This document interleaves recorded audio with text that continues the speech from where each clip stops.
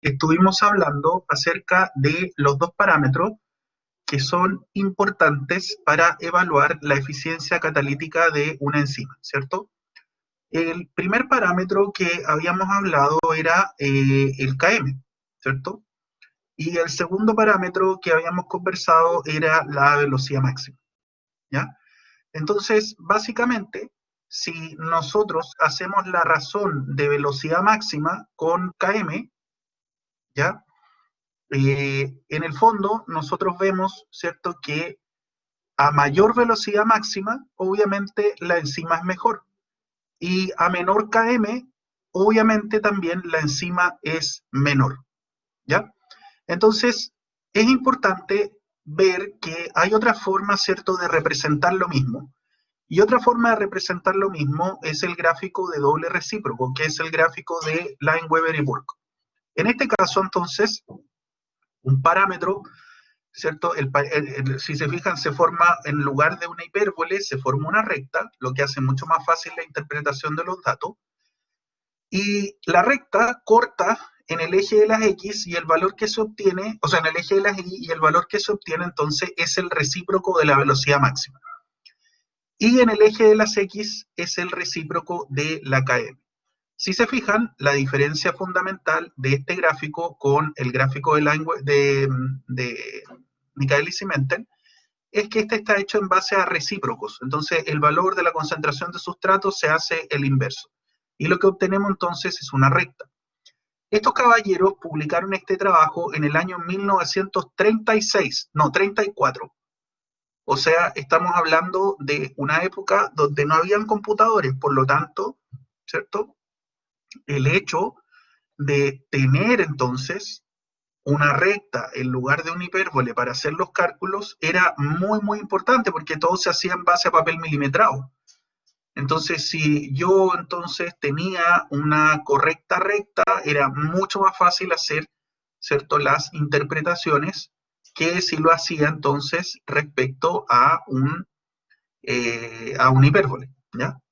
Entonces, obviamente esto significó una innovación, ¿no?, importante. Entonces, en el eje de las Y va a ir siempre el valor del inverso de la velocidad, y en el eje de las X, entonces, va a ir el valor del inverso de la concentración de sustrato, ¿ya?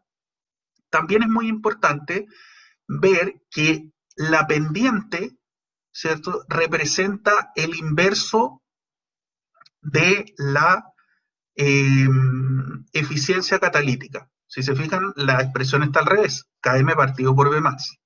La eficiencia catalítica es Vmax partido por Km. Por lo tanto, es muy importante ver que a mayor pendiente, si yo tengo esto, por ejemplo, voy a tener peor eficiencia catalítica, ¿ya? Ahora, los cambios de eficiencia catalítica se pueden deber entonces, en este caso, a un aumento de la Km. El aumento de la Km se va a ver entonces como que el intercepto con el eje de las X se corre entonces hacia la derecha, ¿ya? Fíjense entonces que en este caso tengo un aumento de Km, o sea, disminuye el inverso de la Km. Y el eje, entonces el intercepto con el eje X, se desplaza hacia la derecha. Quiero que se fijen entonces que en este caso voy a tener que hay un aumento de la pendiente. Por lo tanto, si aumenta la pendiente, disminuye la eficiencia catalítica. Entonces, no olviden, ¿cierto?, que voy a ponerles acá para que no se olviden de esto, porque esto es muy importante.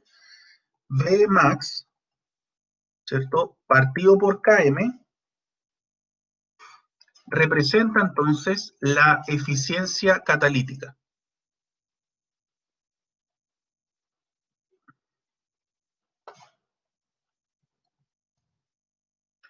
Eficiencia catalítica. ¿Ya? Entonces, en este caso, fíjense que lo que está ocurriendo es que Km está aumentando, ¿ya? Y en este caso, si la Km aumenta, lo que estoy haciendo es que el denominador es más grande. Por lo tanto, el número de eficiencia catalítica necesariamente se va a hacer más pequeño. ¿Lo ven? ¿Cómo se ve en este tipo de gráfico? Bueno, todos los valores de Km, ¿cierto? Las variaciones de Km entonces se van a ver, ¿cierto? En el intercepto con el eje de las X, ¿ya? En este caso se corre hacia la derecha, ¿cierto? Y por lo tanto la Km en este caso aumentó. El inverso disminuye, pero la Km entonces aumenta. Y como aumentó la Km, la eficiencia catalítica disminuye, ¿cierto? Y como la pendiente, ¿cierto? Era entonces el inverso de la eficiencia catalítica, entonces aumenta la pendiente y disminuye la eficiencia catalítica. ¿Lo ven? ¿Queda claro?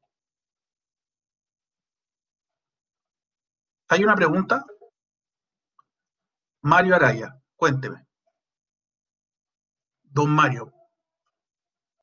Profesor, le había preguntado algo al principio con respecto a eso mismo que estaba hablando sobre el KM y el K sub cat. En sí, según lo que pude ver, el KM nos permite deducir la afinidad de la enzima por el sustrato. Y Correcto. usted decía que el CAT era lo inverso, o sea, el CAT era las moléculas de sustrato que una enzima puede hacer, o sea, la unión enzima-sustrato. No sé, Claro, lo y, que y pasa es, en- miren, no se y confunda, entre porque mayor recuerden que afinidad, el K crítico, que era el que decía usted, era equivalente a la velocidad máxima. Entonces, si tuviéramos que reemplazar el K catalítico, lo reemplazamos por la velocidad máxima, que ese sería lo que dice usted, el número de moléculas de sustrato que se transforman a producto por unidad de tiempo. ¿Me entiende? a ver, Entonces, eso profesor, es equivalente a la velocidad máxima. perdón si me confundo ¿Ya? mucho, profesor, pero o sea que entre más afín sea la, la enzima por el sustrato, menor es el CAT, o estoy al Menor es revés, el KM, menor es el KM, no KK. KM. Ah, menor Claro, es porque el mire, KM. la fórmula es así, mire, Vmax, para que no se confunda, Vmax es igual a K catalítico, no KM, por la concentración de enzima. Yo esto no se los digo porque no lo encuentro necesario, pero esa es la fórmula. ¿Ya? Entonces, el K catalítico, que es lo que usted está confundiendo, es el número de moléculas que aparecen por unidad de tiempo, lo que usted multiplica por la concentración de enzima y le va a dar la velocidad máxima. Ese es un parámetro. Por lo tanto, mientras más grande es el K catalítico, o sea, la cantidad de moléculas que aparecen por unidad de tiempo, mejor es la enzima, porque mejor es la catálisis. Ahora, el Km es la constante de Michaelis y Menten, y ese es el que es el inverso a la afinidad. Entonces, para que nos acordemos, Km es el igual 1 partido por la afinidad. O sea, mientras más grande es el Km, menos afín es. Y mientras más pequeño es el Km, mientras más pequeño el Km, más afín es. Entonces, en este caso, fíjese lo que estoy moviendo aquí. Aquí, que aquí no me deja mover dos, parece. Ah, sí, no me deja. Ya, en este caso, entonces, voy a borrar estos símbolos. Entonces, quiero que se centre en esto. ¿Qué es lo que está pasando acá? ¿Qué es lo que me están diciendo? ¿Qué está pasando con la afinidad? Baja, ¿cierto? Si baja la afinidad, se hace más pequeño la afinidad, necesariamente la Km va a aumentar. ¿Lo ven? Porque es 1 partido por afinidad. Si el denominador se hace más chico, el número aumenta. Entonces, la afinidad, ¿cierto? Se refiere a...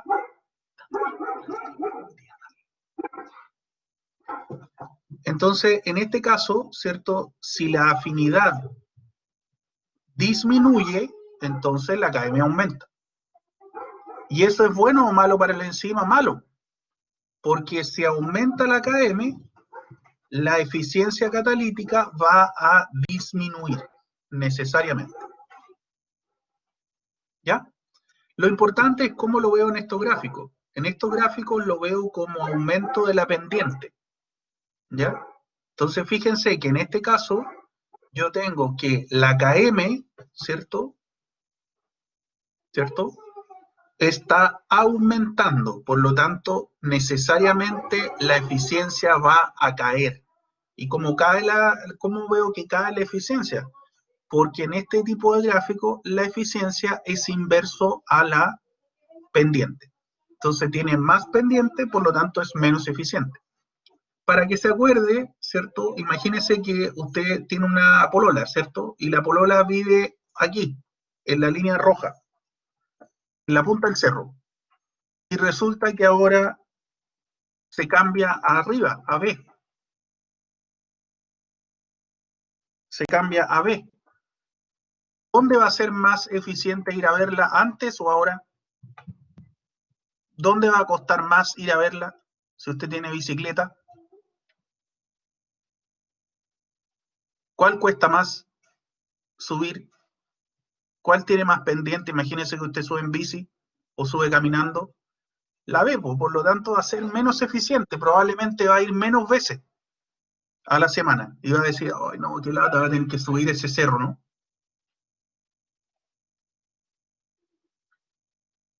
¿Sí?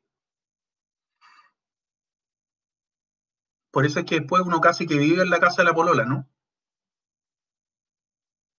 Uno llega y no se quiere ir.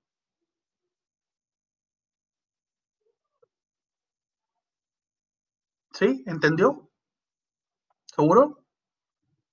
Si no entendió, le explico de nuevo, no hay problema. Ya, ok. Entonces, ahora vamos al siguiente ejemplo. ¿Qué pasa si la velocidad máxima baja? La velocidad máxima, que baje la velocidad máxima, ¿es algo bueno para la enzima o algo malo para la enzima?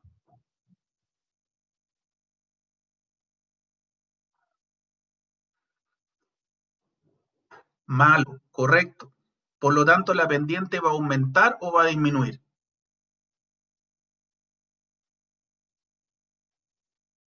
Aumenta, exacto. Fíjense, y en este caso aumenta, aumenta. Ahora, en este caso, fíjense que se ve al revés.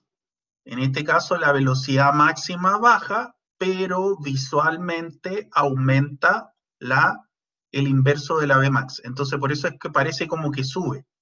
Pero acuérdense que es mentiroso eso. Lo que hay que fijarse siempre es en la pendiente. La pendiente entonces es mayor. Por lo tanto, me cuesta más, ¿cierto?, llegar arriba. Es menos eficiente. Entonces, si volvemos al mismo caso anterior, ¿cierto? Tenemos Vmax, ¿cierto? Va a ser entonces igual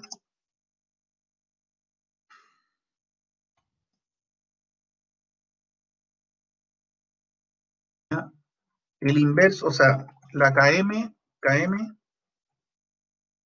partido por Vmax va a ser igual entonces a la eficiencia catalítica, ¿sí o no? ¿Sí? Entonces, en este caso, ¿qué es lo que está pasando? ¿Quién está disminuyendo? Disminuye la velocidad máxima. Por lo tanto, la eficiencia catalítica también disminuye. ¿Lo ven o no? ¿Queda claro?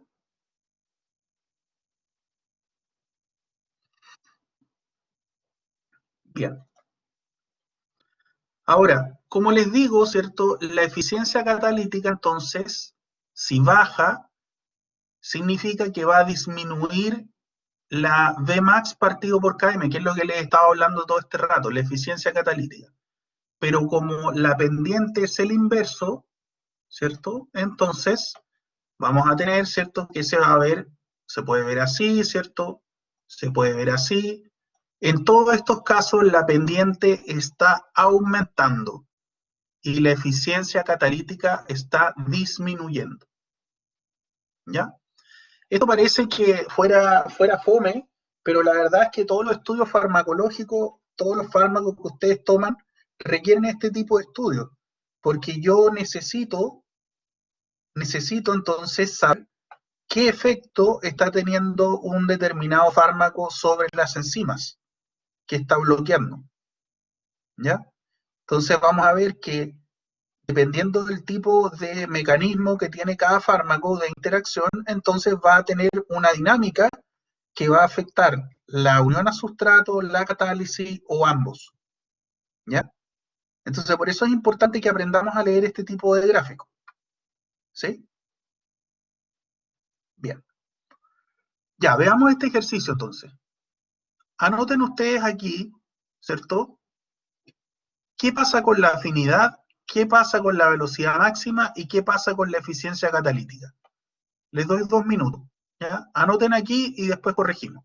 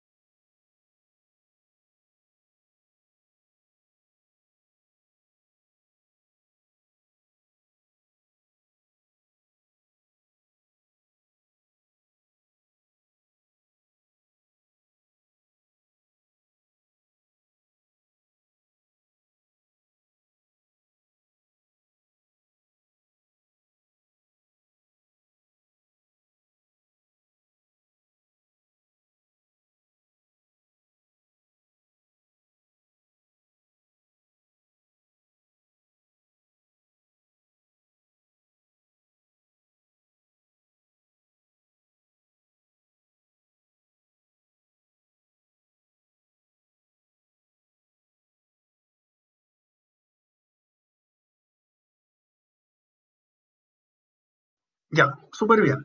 Entonces, voy a ir eliminando las cosas que no son, ¿ya?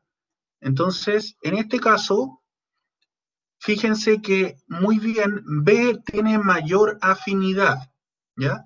Recuerden que en esta parte del gráfico, aquí yo me voy a fijar entonces en la KM. Y en esta parte del gráfico me voy a fijar entonces en la Bmax, ¿ya? En este caso, A es menos afín, claro, porque tiene KM mayor, muy bien. Y B tiene mayor afinidad, claro, porque tiene KM menor, ¿ya? Si se fijan ahora en las velocidades, es súper obvio que las velocidades entonces son iguales, ¿ya? ¿Por qué son iguales? Porque, bueno, yo estoy mirando que están pasando por el mismo punto, ¿lo ven? Entonces, el que puso aquí en duda, que no sabía qué era, ¿cierto? Aquí, ¿son iguales? Sí, son iguales, ¿ya? Y tienen la misma eficiencia catalítica, la B es mayor, muy bien, no tienen la misma eficiencia catalítica, B tiene mayor eficiencia catalítica, la letra B tiene más eficiencia ya que su pendiente es menor que la ala de A, excelente. Excelente. Esta diría yo que es la mejor definición. No sé cómo enmarcarla acá, pero ya. Pero sí, esta la voy a enmarcar ahí. Esa es la mejor definición, ¿ya? Traten de no escribir en este fondo con color azul, porque no hace contraste. Traten de escribir entonces con el color verde, con el que escribo yo, o con color amarillo. ¿Por qué son iguales las Bmax? Porque se interceptan en el mismo punto del eje de las X. ¿Lo ves?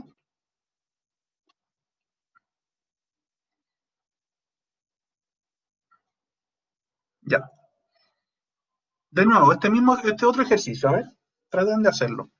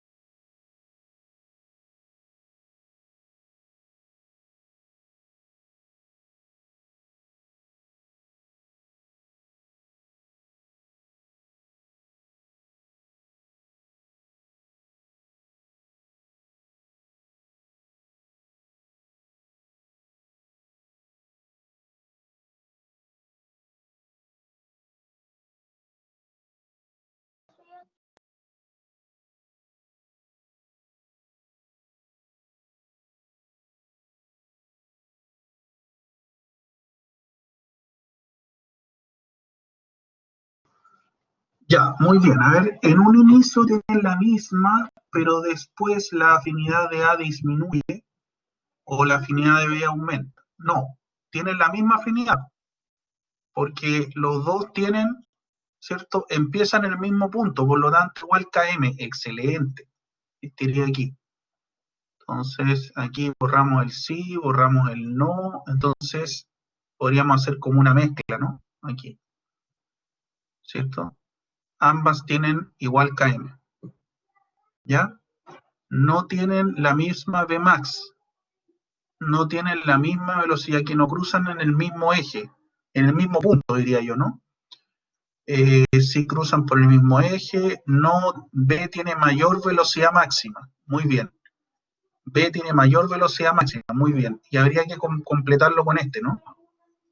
Entonces no tienen la misma velocidad máxima ya que no cruzan por el mismo punto, no eje, ¿ya?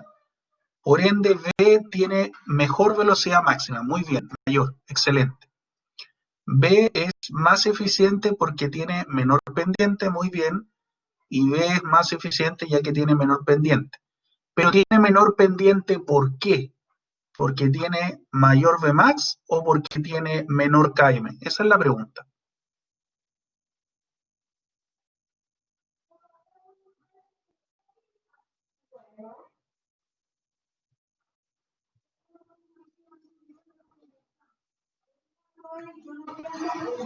Correcto. En este caso es más eficiente, tiene menos pendiente porque tiene mayor velocidad máxima. Por eso es que es más eficiente. ¿Ya? Eso no se olviden, que la eficiencia en este caso va de la mano. ¿Ya? Esto lo hace más eficiente. ¿Ya? Aquí los pillo. A ver con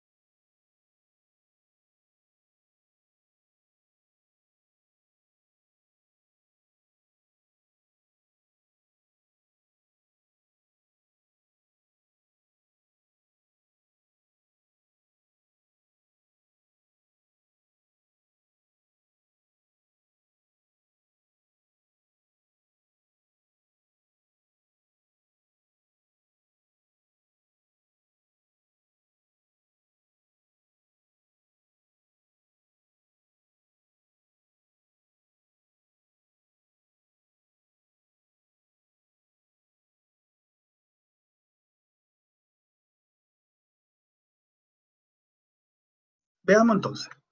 En este caso, entonces, fíjense que A, en este caso, no, A tiene más afinidad, correcto, porque tiene KM, tienen distintos KM, ¿cierto? Y B tiene mayor afinidad, no, pues tiene menor, ¿ya? En este caso, ¿cierto? No, A tiene mayor afinidad, ¿cierto? Y no tienen distintos, no, tienen distintos KM, ¿ya? Entonces, claro, tienen distintos KM y el KM de A es mejor, o sea, es más pequeño, ¿ya? ¿Tienen la misma velocidad máxima? No, B tiene mayor velocidad máxima, correcto. B tiene mayor velocidad máxima. Entonces, ¿tienen la misma eficiencia catalítica? Sí, tienen la misma pendiente, muy bien. Entonces, no, sí, sí, sí, ya que tienen la misma pendiente, sí, son paralelas en su pendiente, no se puede saber ya que hay que calcularla. No, es sí. Sí, porque son pendientes paralelas, entonces tienen la misma eficiencia catalítica. A pesar de que una tiene mejor KM y la otra tiene mejor velocidad máxima, entonces ambos efectos se anulan. ¿Se fijan? Entonces, en este caso, ambos tienen la misma eficiencia catalítica. Ya, el último.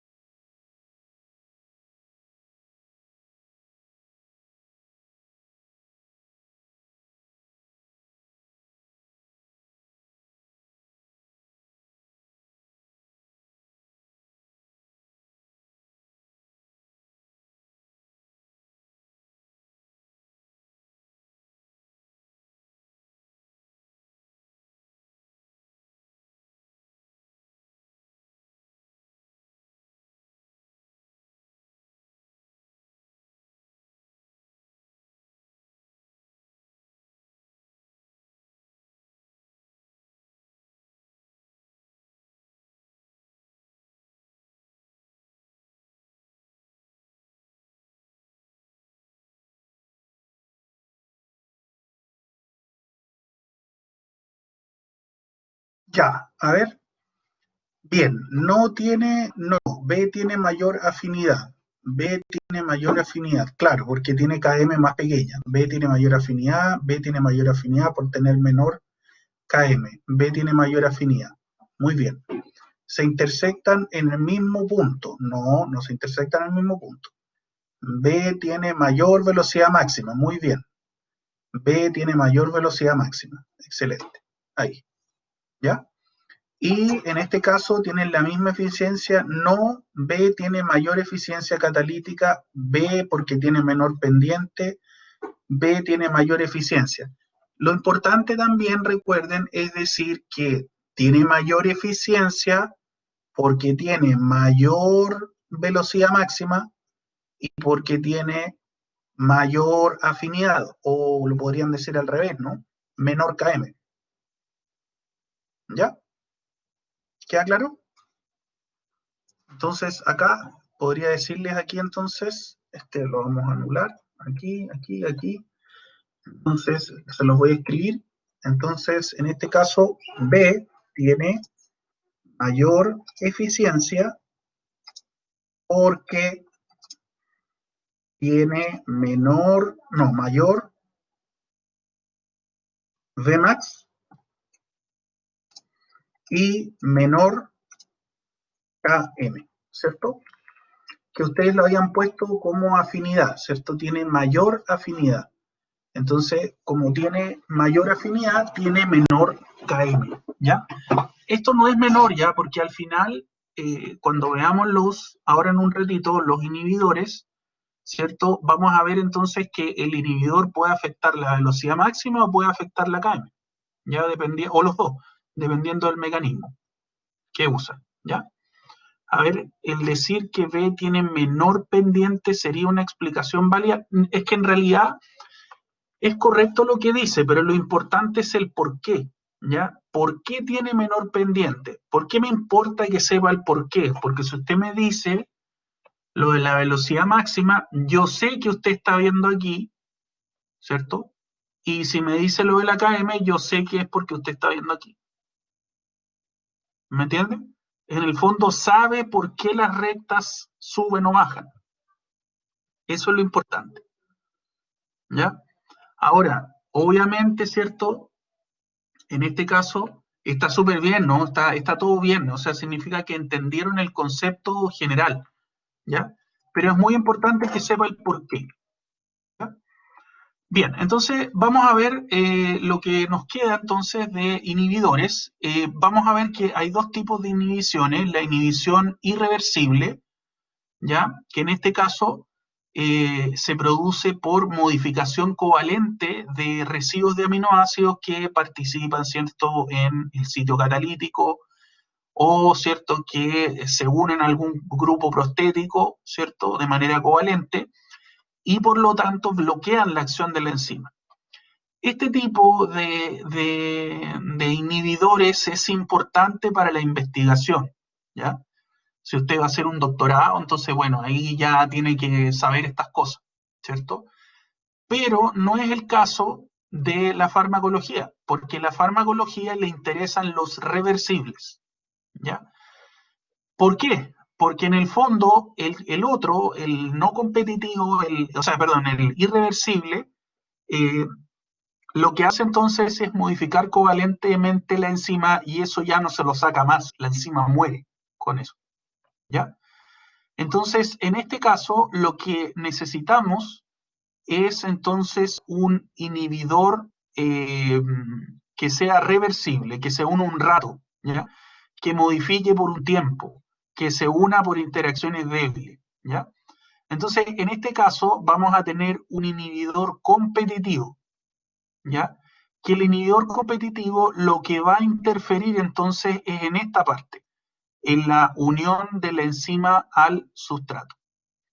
El inhibidor no competitivo, ¿cierto? Se va a unir entonces o va a afectar la catálisis, o sea, la transformación, ¿cierto? De el sustrato en producto, ¿ya? Y la inhibición mixta va entonces a englobar a ambos, ¿ya? La inhibición mixta entonces va a variar o va a afectar la unión de la enzima con el sustrato y va a afectar la catálisis. ¿Ya? La inhibición competitiva entonces se va a referir, ¿cierto?, a esta inhibición donde el inhibidor se va a unir entonces al sitio activo de la enzima. ¿Ya? Y vamos a tener entonces una KM aparente, una KM aparentemente mayor, o sea, va a haber menor afinidad de la enzima por el sustrato, aparentemente, y es porque en el fondo el inhibidor está compitiendo con el sustrato. ¿Ya? En este caso, si ahora llevamos la concentración de sustrato a saturación, o sea, hay un exceso de sustrato, la probabilidad de que el inhibidor se una con la enzima va a ser menor. Por lo tanto, al final, la velocidad máxima en este tipo de inhibiciones se mantiene. Si miramos las gráficas entonces de un inhibidor competitivo, fíjense entonces que el competidor va a unirse al sitio activo. Por lo tanto, ¿cierto? La KM con el inhibidor va a ser mayor. ¿Ya? La velocidad máxima se mantiene. Y si se fijan entonces, si miramos ahora en el gráfico del doble recíproco, por eso es importante que aprendiéramos a leer los gráficos en el ejercicio anterior, es que la KM entonces en este caso con el inhibidor es mayor, ¿cierto? Por lo tanto, fíjense qué pasa con la eficiencia catalítica, disminuyó, pero en este caso disminuyó porque se hizo menos afín, ¿cierto? La KM creció, ¿ya? No fue que hubo cambios en la velocidad máxima, porque la velocidad máxima se mantuvo. ¿Lo ven?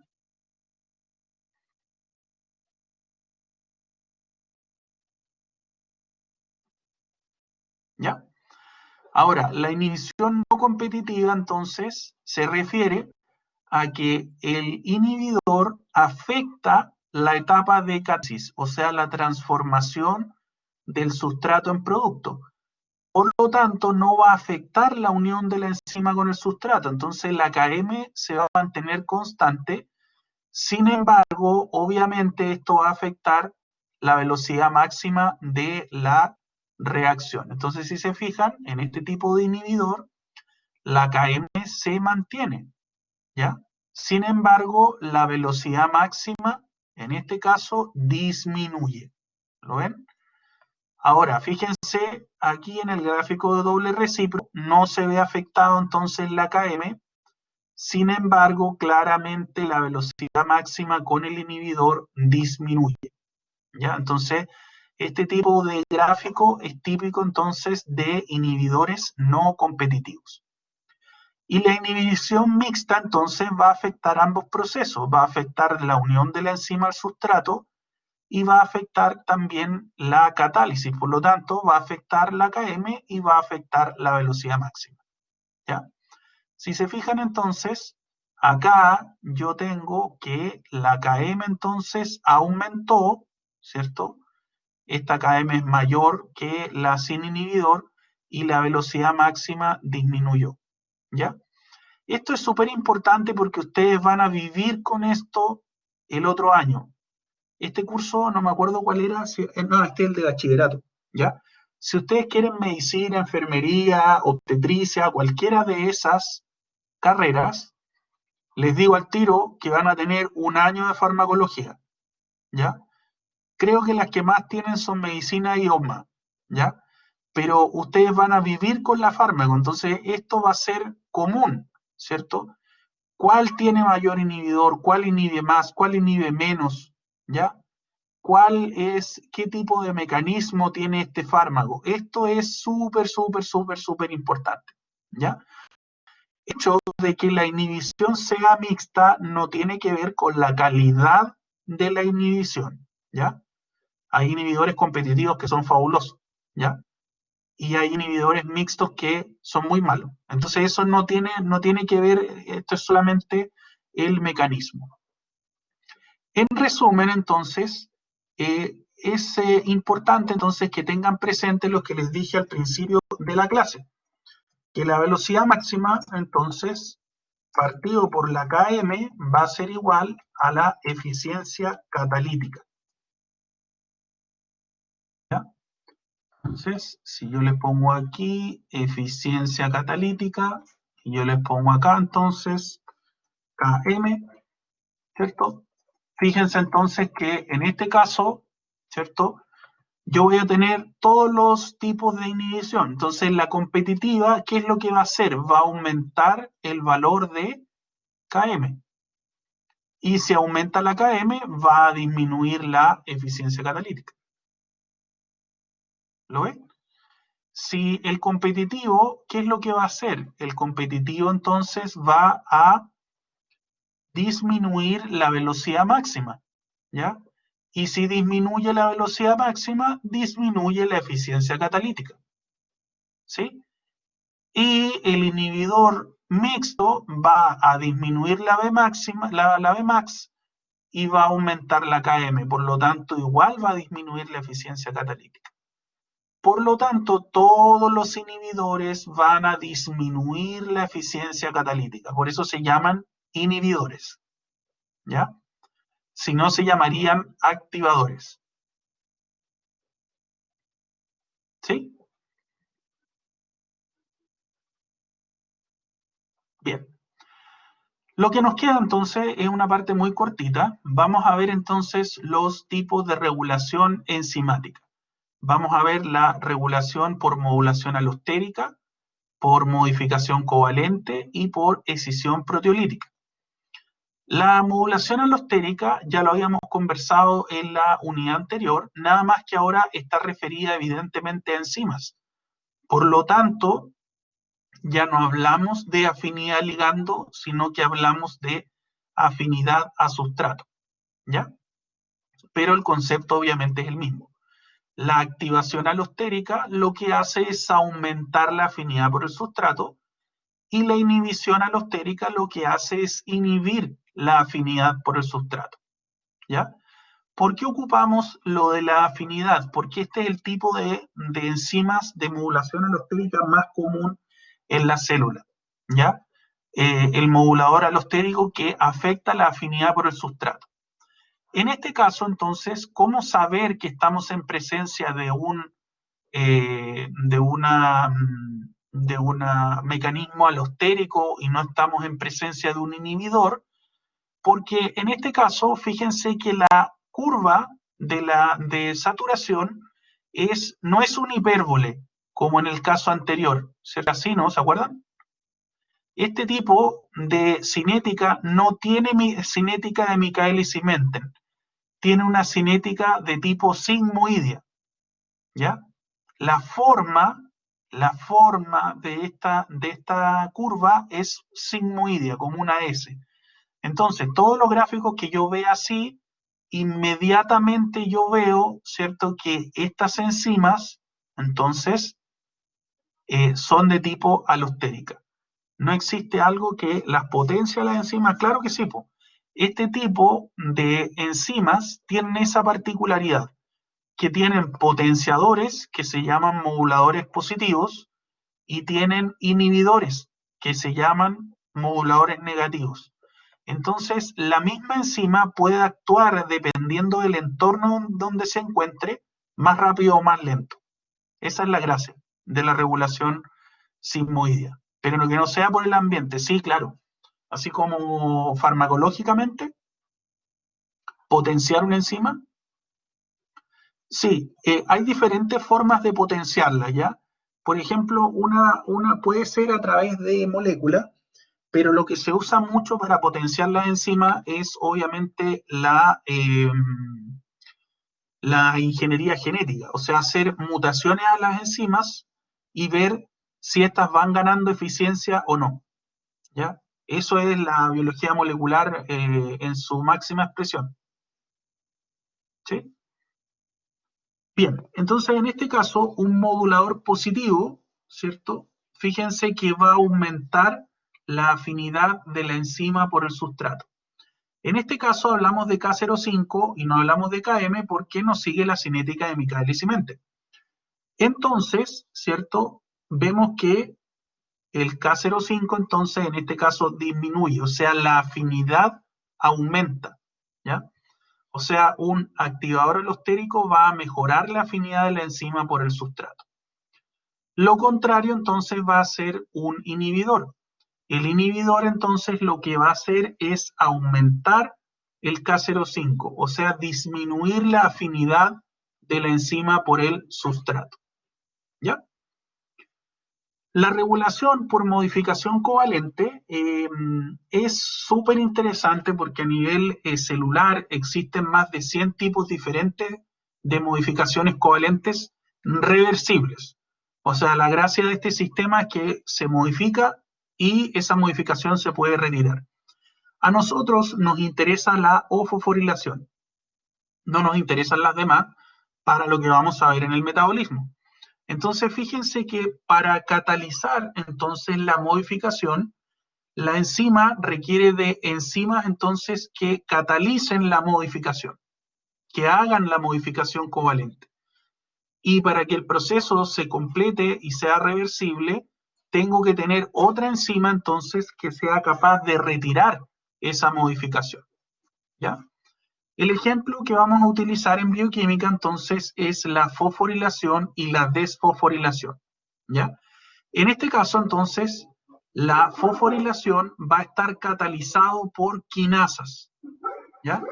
Y las quinasas entonces lo que van a hacer es modificar, agregar un grupo fosfato a las enzimas. Y las fosfatasas van a hacer el efecto contrario, van a desfosforilar, o sea, le van a quitar el grupo fosfato a la enzima. ¿Ya? Ahora, hay de todo, ¿ya? No todas las fosforilaciones activan y no todas las desfosforilaciones activan. Hay fosforilaciones que desactivan y viceversa. Hay desfosforilaciones que también desactivan. Eso va a depender del tipo de regulación que tiene la proteína, ¿ya? Finalmente, tenemos la excisión proteolítica, que la excisión proteolítica se caracteriza por ser un proceso irreversible de ruptura hidrolítica de una porción específica de la cadena de aminoácidos de la proteína. Entonces, con esa excisión, ¿qué es lo que ocurre? Un cismógeno que era catalíticamente inactivo, ¿ya? Con este pequeño corte, que sería este que está habiendo aquí, ¿cierto? Se corta, se obtiene este trozo y se obtiene entonces la enzima catalíticamente activa. Esta catálisis está mediada entonces por hidrólisis del enlace peptídico, por lo tanto está catalizado por proteasas, ¿ya? Este tipo de mecanismo es muy común en las enzimas digestivas, ¿ya? Además, ¿cierto? Actúan en procesos como la apoptosis y factores del complemento, ¿cierto? Que tienen que ver entonces con la destrucción de patógenos. ¿Sí? ¿Queda claro? Bien, finalmente entonces tenemos, ¿qué significa cismógeno? El cismógeno entonces es la enzima catalíticamente inactiva y es cómo se sintetiza y cómo se secreta. Entonces, por ejemplo, una enzima digestiva se secreta, se sintetiza y se secreta así, porque normalmente son proteasas, ¿cierto? Entonces, cuando sale al lumen del intestino, en el intestino o en el estómago va a encontrar proteasas. Y esas proteasas van a romper un pedacito de la cadena de aminoácidos de la proteína. Se va a liberar un trozo y ahora la enzima se va a transformar en catalíticamente activa. Se habla de cismógeno inactivo, o sea, un trozo de aminoácidos que está bloqueando el sitio activo de la enzima. Después de que se retire ese pedacito, entonces la enzima queda catalíticamente activa. Finalmente, entonces, tenemos que las enzimas de utilidad clínica las vamos a utilizar, ¿cierto? Esto es conceptualmente lo que nos interesa saber, ¿cierto? Es que vamos a evaluar entonces la concentración de ciertas isoenzimas en el plasma, ¿ya? ¿Qué son las isoenzimas? Enzimas que están codificadas por genes distintos, pero que hacen la misma función en distintos órganos. Entonces, por ejemplo, acá tenemos la creatina fosfoquinasa. Hay un tipo de creatina fosfoquinasa en el músculo y hay otro tipo en el cerebro. Entonces, la gracia de las enzimas de utilidad clínica es que cuando el paciente está sano, están a muy, muy baja concentración en el plasma, casi baja concentración. Sin embargo, cuando ocurre, por ejemplo, una muerte masiva de células, un proceso de necrosis, el contenido de estas células va a parar al plasma. Por lo tanto, ahora estas isoenzimas que estaban en baja concentración, de pronto empiezan a estar en alta concentración. ¿Ya? Entonces, con esto yo sé, ¿cierto?, que lo que estoy viendo es que está habiendo una ruptura, ¿cierto?, hidrolítica, o sea, está habiendo, perdón, una ruptura de la célula. Está habiendo un daño masivo de células en algún lugar. ¿Sí? Entonces, en este caso, ¿cierto?, este daño masivo, ¿cierto?, de tejido va a verse reflejado entonces en el contenido ¿cómo se llama?, de isoenzimas en el plasma. Esto no se lo tienen que aprender, pero aclara mucho, ¿ya? Porque, por ejemplo, ¿qué pasa si un paciente tiene un daño cardíaco? O sea, tiene un infarto al corazón. ¿Qué ocurre en el infarto? Mueren muchas células, ¿cierto?, del corazón de manera simultánea, ¿ya? Y esa muerte, entonces, de muchas células es de forma desordenada, no es de forma ordenada, no es una apoptosis, ¿ya? Por lo tanto, no hay absorción de los contenidos de la célula, por lo tanto, es como que se desparramaran en el plasma, ¿ya? En este caso, entonces, si tengo un infarto, voy a tener elevados, infarto al corazón, voy a tener elevados, ¿cierto?, todas las enzimas que están contenidas en el corazón. En este caso, fíjense que en el dibujo podemos ver que el corazón tiene GOT y tiene gamma GT. Por lo tanto, voy a tener elevado, infarto al corazón. ¿Ya? Entonces, en este caso va a tener elevado GOT, va a tener elevado GPT, va a tener elevado, ¿cierto? Se los voy a mostrar ahora, LDH1, y va a tener elevado CPK2. Entonces, yo le tomo al paciente una muestra de sangre y le mido estas enzimas y voy a ver que van a estar elevados. Entonces, yo como especialista de la salud voy a poder decir, este paciente sospecho que tiene un infarto. ¿Lo ven? ¿Qué pasa, por ejemplo, si un chiquillo, ¿cierto?, dice, miren, claro, pero es que imagínense que usted recibe un paciente y perdió el conocimiento y lo encontraron botado en la calle y nadie sabe qué le pasó. Le toman la muestra de sangre, le toman los análisis y ahí usted dice, chuta, el paciente tiene en este caso un infarto al corazón. O lo podría ser al revés, ¿no? El paciente llega, por ejemplo, con toda la sintomatología del infarto. Se desvanece, llega a la consulta, usted lo rescata y usted tiene que confirmar entonces que era un infarto o la gravedad del infarto, ¿ya? Entonces hace una serie de exámenes clínicos y entre ellos está incluido este porque necesita confirmar esto. ¿Me entiende? no es como antes, ¿no? Que el doctor a uno lo veía, ¿cierto? No tenía exámenes, no estoy hablando en mis tiempos, porque no soy tan viejo, pero, por ejemplo, no, no podíamos, ¿cierto? Los médicos antiguos, antes era todo al ojo, ¿no? Veía, no, tú tenías un infarto, no, tú estás mal de la mente, no, este tiene cara de psicópata, ¿cierto? Y esa práctica, ¿cierto? De algún modo afectó la forma de los juicios que hacen las personas. Entonces ahora, ¿cierto? No estamos en esa época, ahora nosotros podemos hacer suposiciones de diagnóstico, ¿me entiendes? Pero las suposiciones de diagnóstico se confirman con exámenes clínicos. De lo contrario, usted puede incurrir en un problema de negligencia médica. ¿Me explico?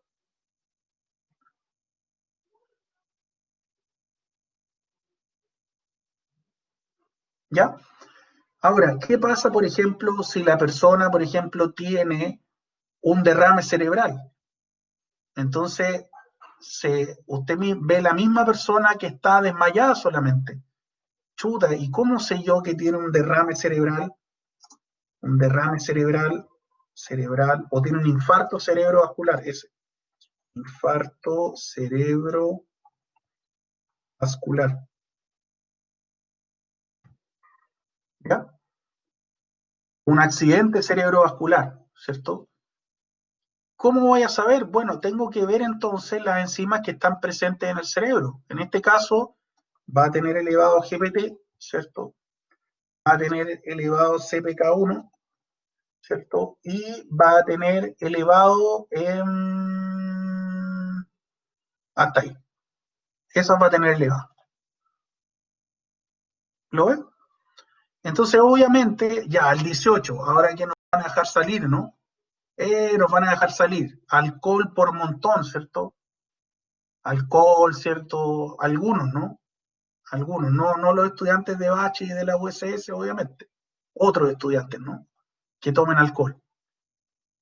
No ustedes, ¿cierto? Entonces, ¿qué pasa? Daño hepático, ¿cierto? Entonces, el daño hepático, ¿cómo voy a verlo? Bueno, veo que aumenta GOT, ¿cierto? Aumenta, ¿cierto? Gamma GT, y van a aumentar entonces LDH5, ¿ya? Y eso. ¿Okay? Entonces, con eso, yo con el examen de laboratorio voy a ver entonces que va a haber un daño hepático. ¿Sí? Un chiquillo, por ejemplo, que está un poquito pasado de peso, se mete a clase de zumba y queda enamorado de la profesora de zumba. Enamorado, sí, pero el niño que enloqueció de amor. Se enamoró. Ni siquiera se sabe el nombre, pero ya está enamorado, ¿cierto?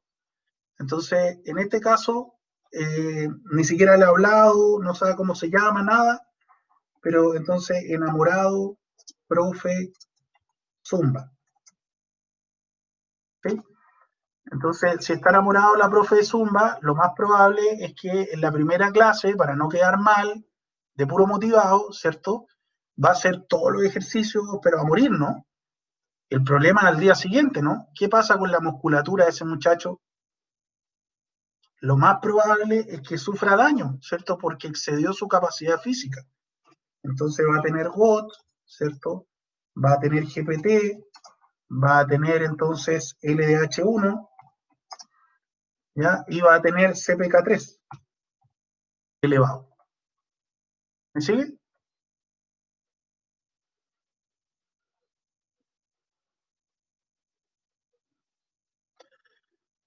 Bueno, estoy a ese ejemplo, ya no me hagan preguntas, ¿cierto? Ay, ¿qué pasa si soy niñita y estoy enamorado del profe de Zumba? Y usted lo adapta a usted ya. Entonces, en este caso, es solamente una caricatura, ¿cierto? Para ver qué pasa con el daño muscular, ¿ya? Entonces, esta es la utilidad de las enzimas clínicas. No es importante que se aprendan los nombres de cada una ni en qué tejido están, ¿cierto?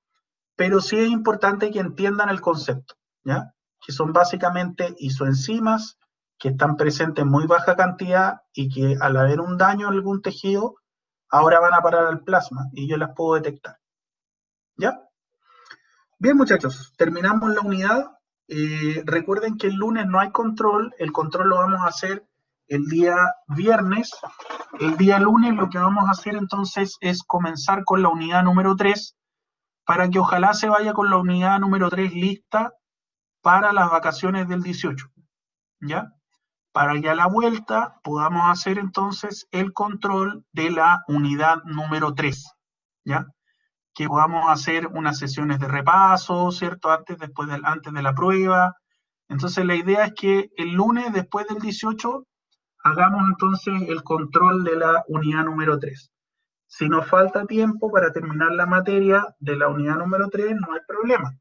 Podemos atrasarlo, pero la idea es que al final, después de vuelta del 18, entonces podamos hacer el control número 3 en algún día de esa semana, el ideal sería el lunes, para así después entonces poder cerrar, ¿cierto? Y prepararnos ya para el solemne 1, que va a ser la semana del 28, ¿ya? Ya me dijeron que tenían fecha, se las voy a comunicar, ¿ya? Y les voy a comunicar la hora, es una prueba única por sede, ¿ya? Entonces todos van a hacer al mismo tiempo la misma prueba, ¿ya? ¿Queda claro, muchachos? ¿Sí?